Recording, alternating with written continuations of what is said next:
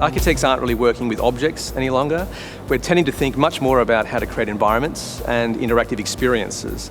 And those things have always been a part of architecture, but more and more those crossovers with art, with technology and with social politics and ethics and those sorts of questions that are on architects' minds these days. Installations like this one tend to find a fun way to explore those dimensions of architecture and future forms of architectural practice, which don't sit comfortably in, let's say, standard definitions of the discipline.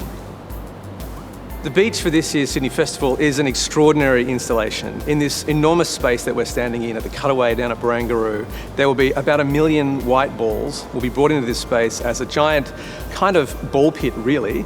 But really it's more than that. It's an idea that the beach is a place in Australian culture where we tend to engage with all of us in a very egalitarian kind of way. So the idea of bringing the beach into the city and helping the beach to understand how we might imagine the city differently is, I think, what this installation is all about.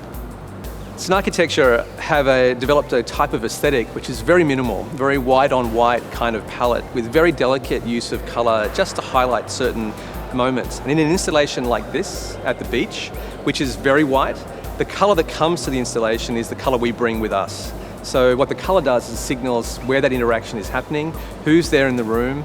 So what I love about that is the colour itself is part of us. It's what we do to complete the work.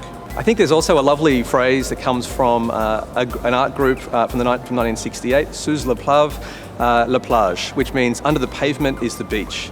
And that kind of idea about finding underneath the concrete a different imagination for what can happen in the city is perfectly apt for this point in time and this beautiful installation.